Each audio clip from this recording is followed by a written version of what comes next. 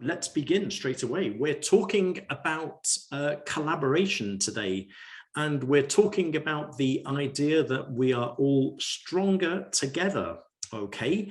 And we're going to look at two sort of main areas. We're going to think about local collaboration, so beginning in the classroom, of course, and we're going to end up talking about global cooperation, where your teenage students will be able to cooperate with other teenage students from a different country around the world. So that's going to be exciting. Let me begin with a question.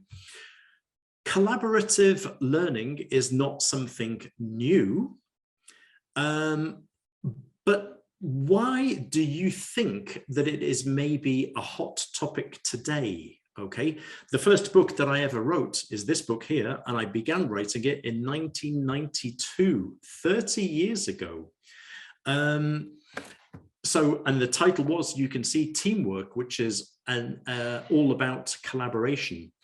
So my question is for you, why do you think that today we are talking about collaboration in education more than ever? Right, somebody said because of globalization.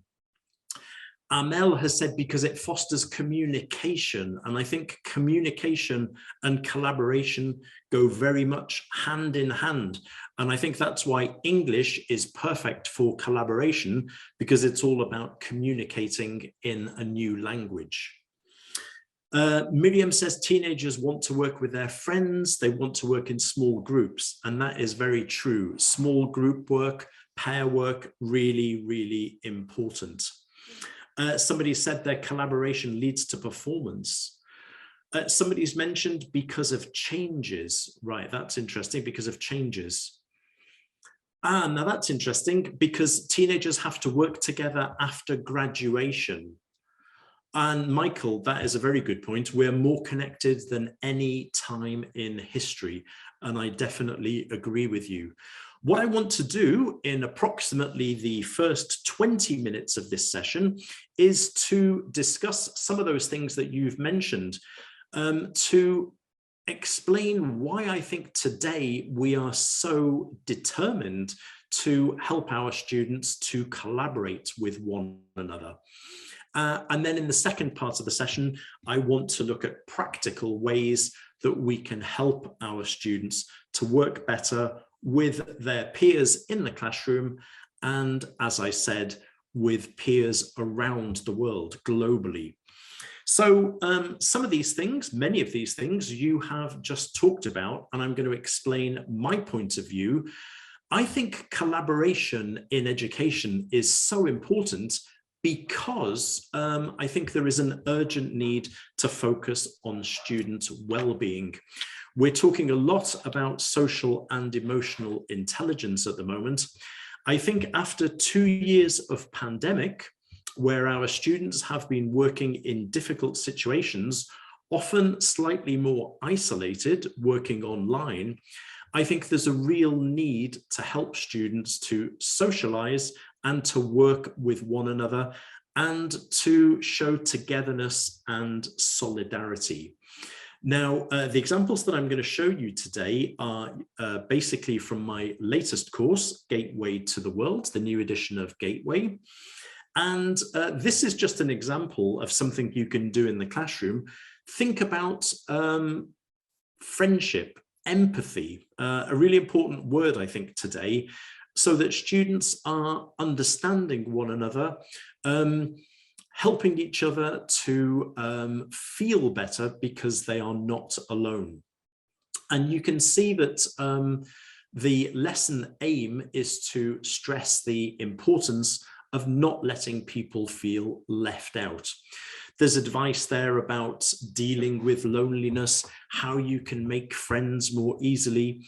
And you can see that in the green box in the bottom corner, we've got the Great Learners box, which is saying that great learners show empathy and kindness to others.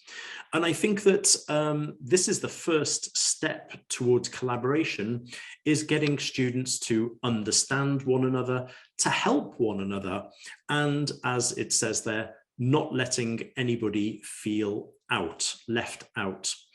So very, very important that we begin our idea of collaboration with, for example, pair work, group work, students working together in the classroom. Now, the next stage, I think, we can leave school, we can leave the classroom, and I think there is also an emphasis today on citizenship. And I'd be very interested in the chat box.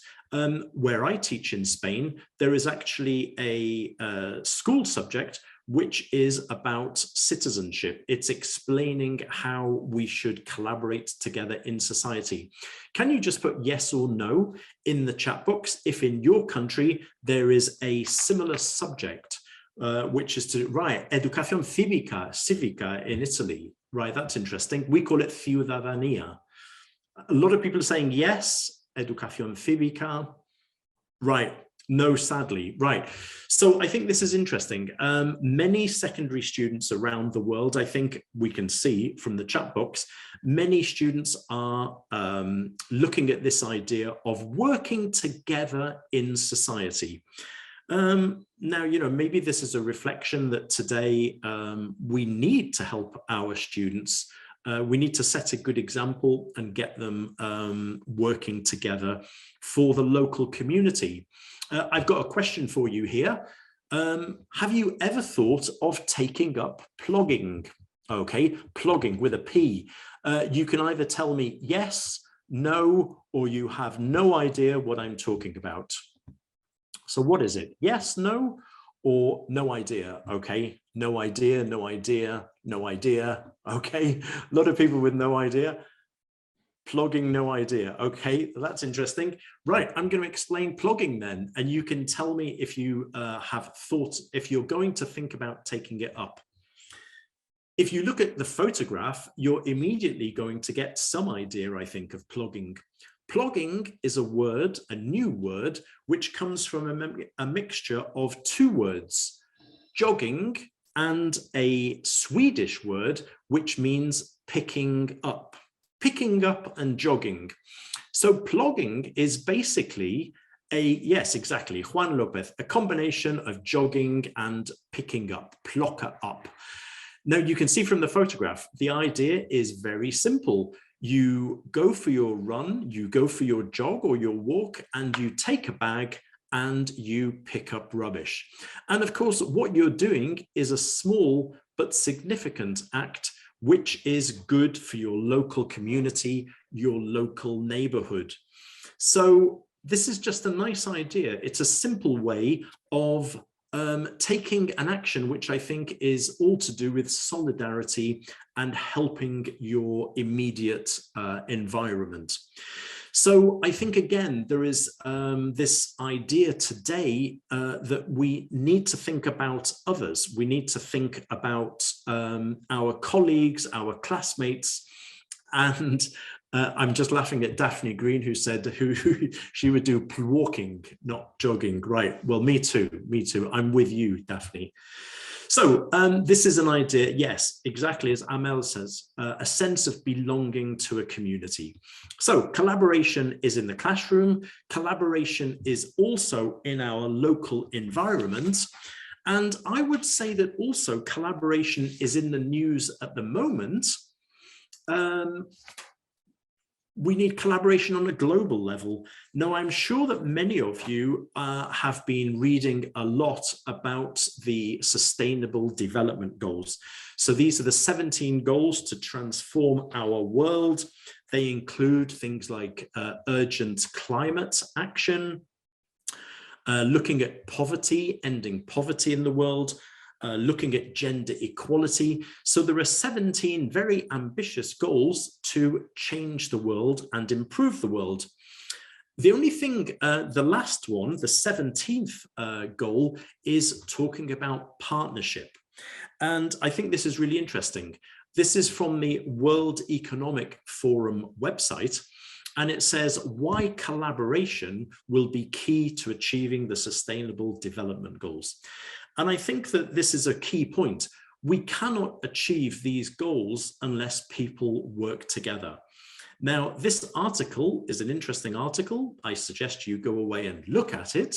But in this article, there was one sentence which I thought was really powerful, and I'd like to share it with you today. By sharing information, resources, activities, and capabilities, we can achieve things together that we could never achieve alone. And if you like, that sentence for me is really the essence of collaboration, that by working together, we can do things that we could not do by working individually. And this is true in the classroom, it's true in our local neighborhoods, and it is true also of these sustainable development goals. And so working together, we can help these things to actually happen. And that reminded me also of this very interesting acronym. Has anybody seen this before? TEAM, it stands for together, everyone. Now, what do you think the letter A stands for, or the letter M? It makes a little phrase. Amir, you are brilliant. Amir has got it straight away. Jennifer too. Yes, actually that's nice. And me, that's a nice one. Together, everyone, and me. Line, that's nice as well. Lean, yes, that was beautiful. Right, so this is just one possibility. We've got together, everyone achieves more. Now, actually, I think that's quite a nice thing to put up maybe on your classroom wall, right? It's a very simple acronym, very memorable. And also, I think you would hopefully agree that it is true. Now, this idea of working together on this global level, these again are all examples from the new edition of Gateway to the World. You'll see that we've got different boxes here. Great learners think globally and act locally. So the plugging is a good example. By cleaning up your neighborhood, you're also going to help cleaning up the greater, larger space.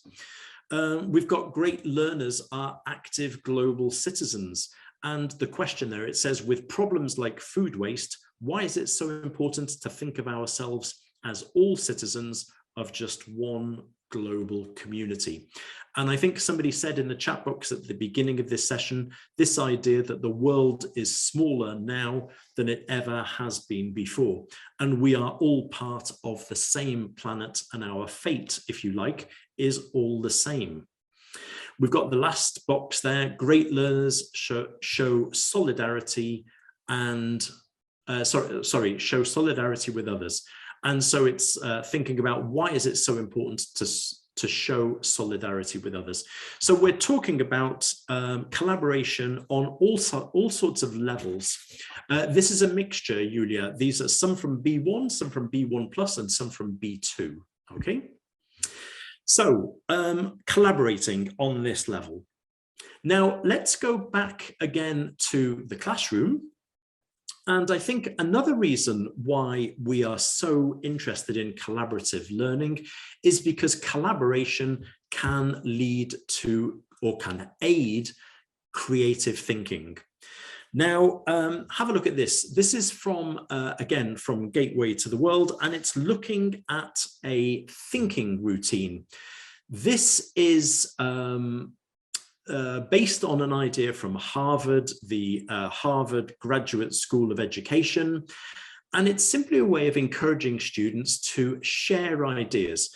And I think sharing ideas is something we do continually in the classroom, that we should do continually in the classroom.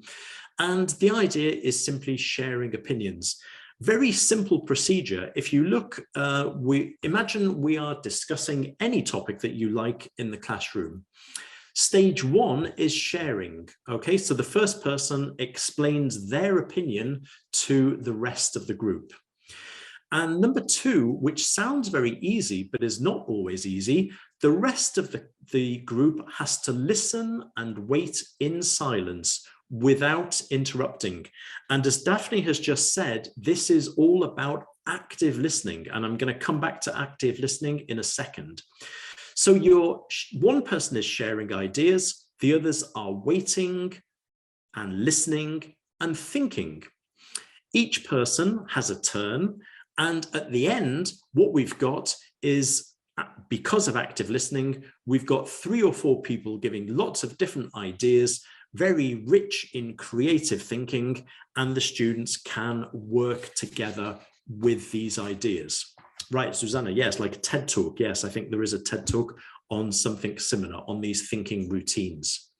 So a very simple activity, but one which is extremely valuable because it means that students are actually participating together. So I want to think just for a second about this idea of creative thinking together. This is from a great book, which I highly recommend, Teaching Creative Thinking by Bill Lucas and Ellen Spencer. They talk about the work of a specialist called Chris Watkins, and he says that these things are essential to develop collaborative learning. The first thing he says is that we should make collaboration a frequent activity. Now, I would like you in the chat box to say, how often in a typical class do you ask your students to work together in pairs or in small groups? How often? Daily, says Inga. Perfect. Each session, most of the time, every lesson. I personally cannot imagine a lesson where the students are not sharing ideas, sharing answers, sharing opinions. Communication and collaboration go hand in hand. And in the English language classroom, I think you would agree that communication in English is what we are aiming for. So let's make sure that collaboration, pair work, group work is a frequent activity. Next, if we want collaboration, we need to expect learners to listen as well as talk. Now, this sounds obvious, but I think we often forget. We think about collaboration and communication as talking, but what we need is for students to talk and to listen. If you remember my activity, it said share, and then it said wait in silence, don't interrupt. That's all about, again, active listening. So we need collaboration to be frequent. We need it to be involving active listening. Next, we need to make it safe for people to offer ideas. And again, the activity that I've just shown you, because students are listening and not interrupting, they are showing respect to one another. And I think that helps to make it safe for people to share their ideas. And finally, we need to require interdependence among learners for success. If you think of the example of, for example, jigsaw reading. Jigsaw reading is that maybe student A reads one text, student B reads another text, and student C reads a third text. The students get together, they explain what they read in their text, and then they answer some questions about all 3 texts. That very simple collaborative activity requires interdependence among learners for success. If one person doesn't read the text, then it doesn't work. They won't be able to answer all of the questions. So having that type of activity is nice because in a way it's encouraging or even forcing students to work together effectively. So those are just some simple ideas about creative thinking coming from collaboration. Somebody mentioned earlier on that we need to teach collaboration because students will need to collaborate after school. And I agree 100%. Collaboration is a life skill. We need to learn to collaborate with our family members. We need to collaborate with our friends. And of course, at school, but also we need to prepare our students for group work, which is a very common element of university, and also for the world of work itself. This is a short text about transferable skills, skills that are necessary in any single job. Now, we've got different things like well-organized, responsible, But if you look just at only at the last sentence, meanwhile, very few people work completely alone. So in order to be successful, you need interpersonal skills, such as communication skills, leadership, and teamwork. And I believe that those three things are essential for life in general. And that's why we need to be practicing them in our classrooms too. And my final reason why I think that collaboration is so important, I know that many of you know about the Common European Framework of Reference for Languages. This is the document which gave birth to A1, A2, B1, B2, describing what skills students need at different levels. The CEFR was added to, there was a new companion volume because they realized that there were some things that they had forgotten to talk about. And those things that they forgot to talk about were mediation, collaboration, intercultural spaces, and intercultural competence. Now, if you're interested in reading the background to this, you can go to the CEFR companion volume. I'm just going to show you this diagram, and I've highlighted the things that are relevant to my talk today. The Common European Framework has added in information and descriptors of language we need to be able to collaborate in a group, to facilitate collaborative interaction with peers. And you'll notice on the right, facilitating intercultural space. This means that we are helping students from different linguistic backgrounds, from different cultural backgrounds, to be able to understand one another, communicate successfully, and to collaborate. So basically, I think that I've tried to persuade you, if you like, that collaboration is something that everybody at the moment seems to be interested in, on a global level, on a local level, on a classroom level, on a social interaction level, and also on a linguistic level. We need to help students to work together. So now I want to explain how I suggest that we do this. By the way, I'm loving all of the comments in the box. Some of them I can't always read. Remember, we will get 5 minutes for questions and answers. But if you're sharing your ideas as you're doing here, what we are doing is facilitating an intercultural space between amazing teachers from all around the world. So we're putting into practice what I am talking about, which is beautiful. Right.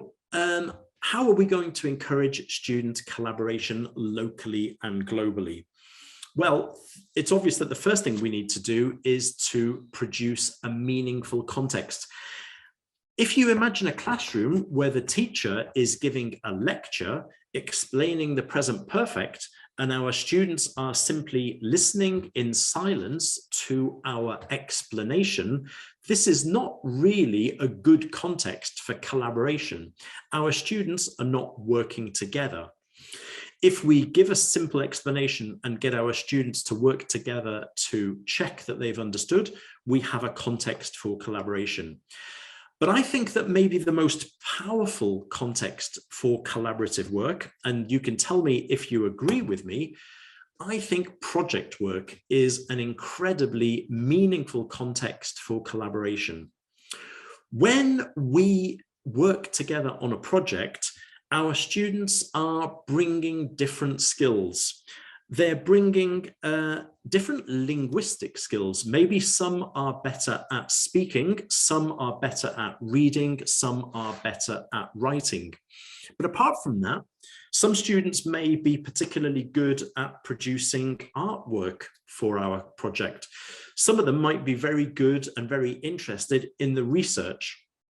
And somebody maybe has very good oral communicative skills, and they are good at giving the presentation. So I believe that project work is really an essential or a very motivating element, shall we say, to get students working together to produce a piece of work. Now, if you look at, you don't need to read everything there. This is a project from Gateway to the World B2 about sports in your country. We can give students a choice of project. Maybe they could produce a poster. Maybe they could produce a leaflet. Maybe they could give a classroom presentation. And we're helping them with some research ideas. So they could talk about sports that were invented in their country, sports that are particularly popular in their country, maybe famous sports personalities or sports teams in their country. And the students are working together to produce a final product, which is some type of project. And again, giving the students a choice for the project that they create. Now, I think that's great. We now have a context for working together, but I think that we really need to make sure that the students know how they can work together successfully. And we might expect them to know this naturally, but I don't think we should. I think we need to encourage the students to work together in a team. So let's give them some tips. Let's give them some advice. Here's one piece of advice. When you work on a task as a team, the main objective should be to produce an excellent piece of work. That's why it's important to give and accept constructive criticism. Now, we all know that teenagers can be very sensitive, extra sensitive. That's why we need to make them realize that criticism is not a personal thing in this case. Criticism is simply getting students to produce a great piece of work. And to do that, sometimes you have to be honest but constructive with other members of the team. So let's remind them of this. Another tip: when you work in a team, decide the best way to divide the work equally and fairly. Make sure that everyone is happy with the distribution of work. So maybe some people prefer doing the presentation, some people doing the research, but is everybody happy with the distribution of the different tasks? And very important in any group, if you want the group to work well together, you need to make sure people have got the role that they feel happy doing. Now, I think this is really important to give these tips, but of course, these tips are not very useful if the students can't actually do them in English. Our classroom is still an English classroom. We want students to be communicating in English. So we need to give them the functional language they need. So I'm going to ask you in the chat box, can you think of any useful expressions in English for somebody to give constructive criticism or to accept constructive criticism? Can anybody make a suggestion there in the chat box? What would be useful for our students to be saying if they were giving constructive criticism? That's beautiful, Jorge. Instead of doing this, why don't we do this? Daphne, yes, I see your point, but maybe you should consider. That's beautiful. If I were you, I'd rather do that. It's a good point, but so we're being very diplomatic, we're being very tactful, which of course, as you know, in English is really important. It could be better to use this. I see that. Yeah, these are all great. Here are some that I thought of, which appear in my book, but you're coming up with some amazing ideas. Okay, I'm not going to read my ideas out in red, but I think that those are some nice expressions too. Yeah, Luisito, that is brilliant too. Yeah. Great effort, but in my opinion, yeah, these are all brilliant expressions, okay? You've seen that I've got things like, I think it would be better to do, maybe we ought to do this instead of that. Let's see if it's better to do this. My point is that, of course, if we don't give the students the language they need, then it's going to be very difficult for them to do it in English. So we need to give them the conversational gambits that make it work better in the classroom. So let's give them the language they need. Now, we've got this next one, make sure that everyone is happy with the distribution of work. So we've got who wants to do this? Can I volunteer for this? I'd like to do this. Why don't I do this? Why don't you do this? Why don't we do this? So we're giving the functional language for students to be able to work in their groups. Yeah, Maria Diaz, that would be a great idea. And in fact, of course, that's what I've just done with you. Okay, now you're teachers, but I've done exactly what you're suggesting. I elicited the language and then we can add in more. So that is a great idea, Maria Diaz. That is brilliant. Perfect. Okay, now our students have created, they've worked well together. They've done it in English. They've created an amazing piece of work. Now, in our normal classrooms, what I do, or what I used to do, was I get the students to give their presentation, to show their project to the rest of the class. Wouldn't it be great if we could get our students to share their projects with other students, other teenagers from another classroom in a different part of the world? Well, that's exactly what we've done with Gateway to the World, okay, with the latest edition of Gateway. We have a thing called the Virtual Classroom Exchange, and this is part of each project. The students produce this piece of work, they produce their project, and then what we're going to do is we're going to enable them to contact another teacher in another classroom in another country. And your students will be able to present their project to students from another classroom from another country. Now, maybe somebody might be able to put a link in the chat box for me from Macmillan.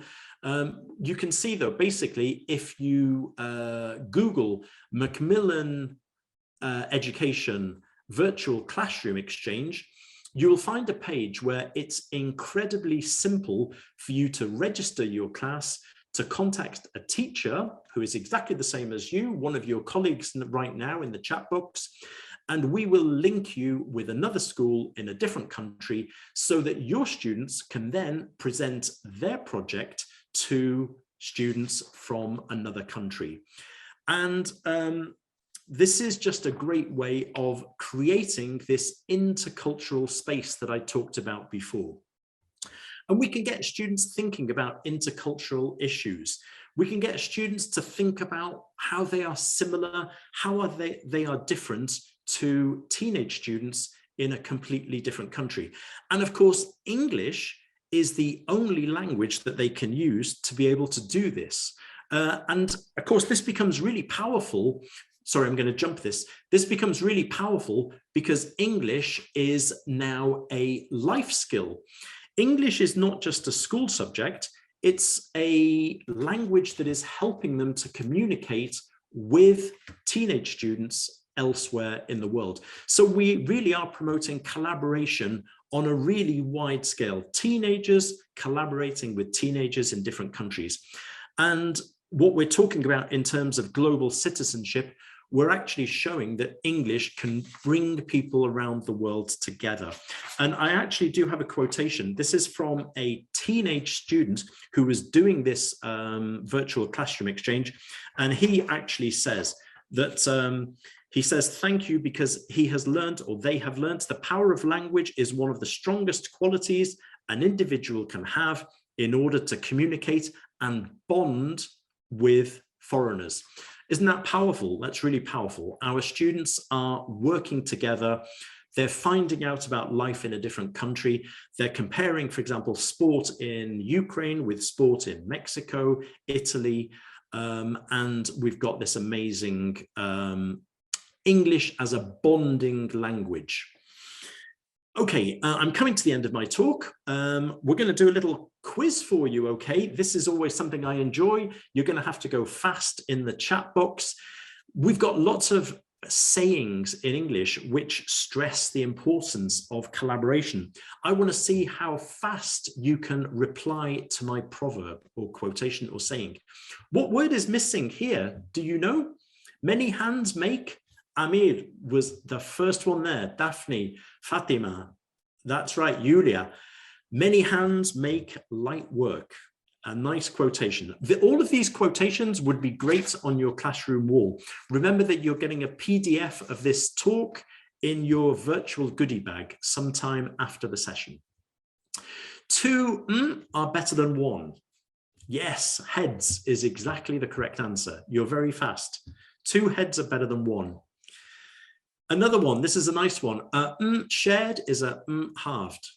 Who's the first? Jennifer, very fast. A problem shared is a problem halved. That's a nice expression. Individually, we are one drop. Together, we are an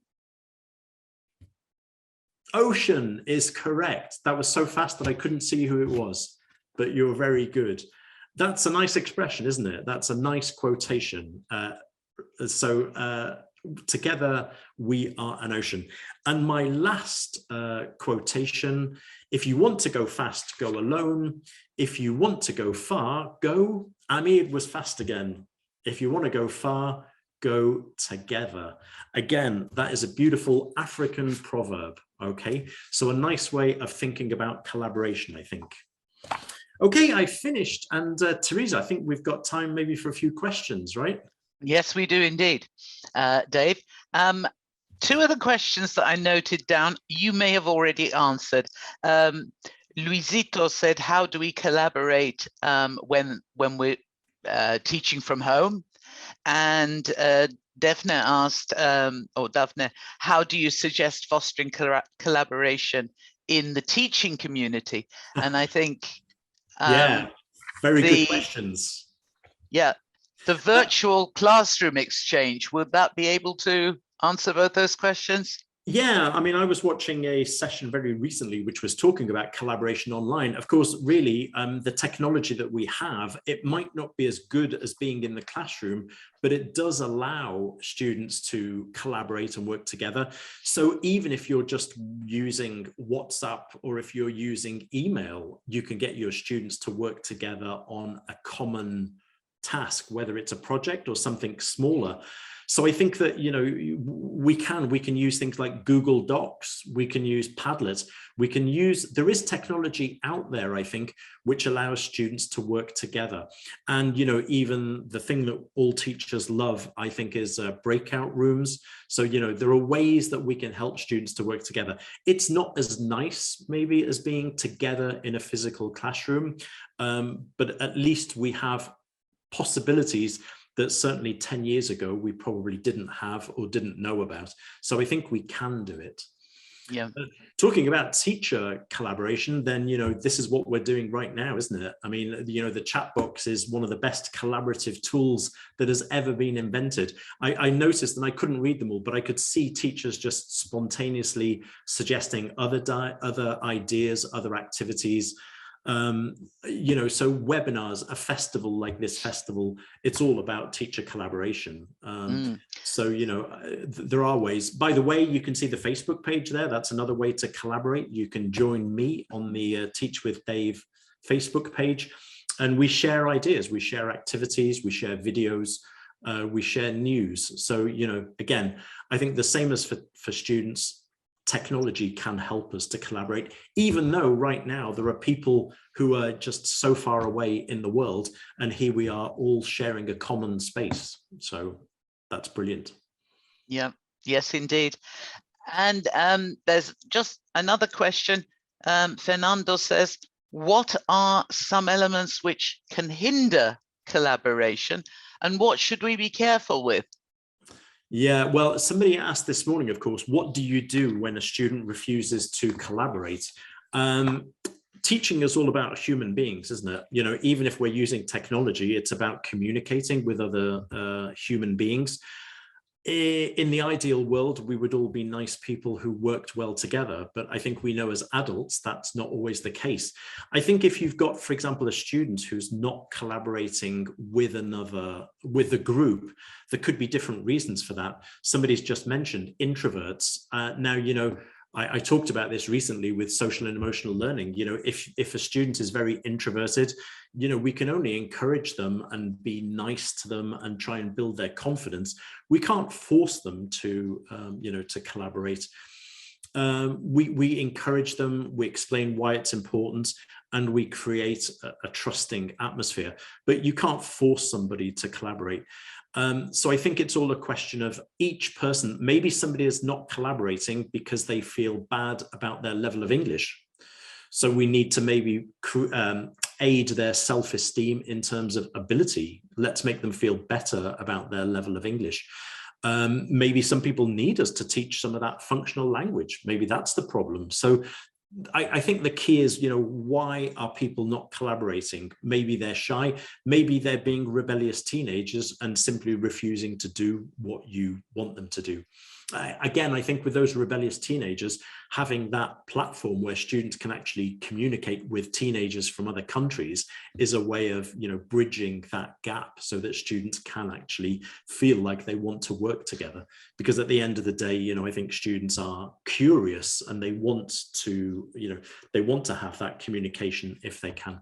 The great thing, of course, about communicating with students from a different country, you don't have to worry about the students using their L1 because they have no choice. They have to use English. Yes, it's a great idea to get them to finally not use their native language. Exactly. Especially in a monolingual context. Just time for one little quick one. Haluk Şengeç, my colleague, is asking, any thoughts how collaborative project work can be assessed? This is something that a lot of teachers are asking too.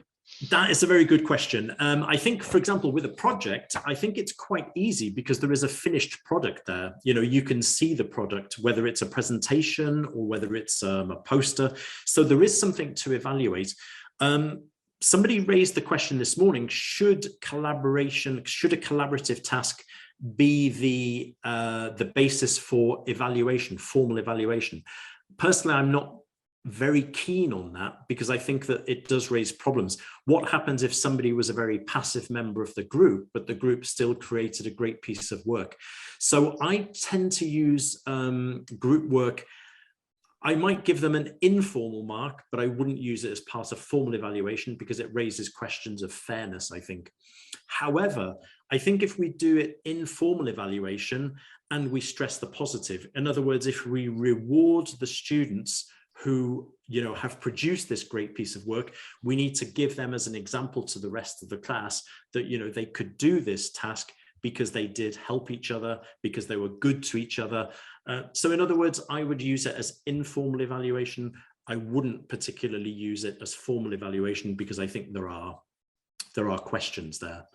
And in fact, I must admit, as a parent, sometimes it happened with my kids that they were formally evaluated on group work. And I think that sometimes there is a slight unfairness to it. Maybe one person did all of the work and the others just sat there. So, how do you take that into account? But I think there's definitely, by observing the group work, by monitoring the group work, then I think that, you can give positive evaluative feedback. Thank you so much, Dave. There are still so many questions, but there's no way we can answer them all. I'm really sorry, people who have posted questions, but we haven't had time to answer them. But we have to sadly thank Dave very, very much for his wonderful tips and ideas. And Dave, if you could stop sharing just for a moment, I will share my screen. So some of the questions might be addressed in some of the information which I'll be giving you now. So thank you, everybody, by the way, before I disappear, although I might well be appearing in one of the talks now, but thank you so much for all the nice comments in the chat box. Thank you very much. Thank you, Dave. Thank you. And you've had people interacting so much. And the book, Dave's latest book, Gateway to the World, which some teachers are already using. If you want more information about it, please follow the link below, and you will find the virtual classroom exchange information there too. Motivating kids to collaborate, which Dave was talking about.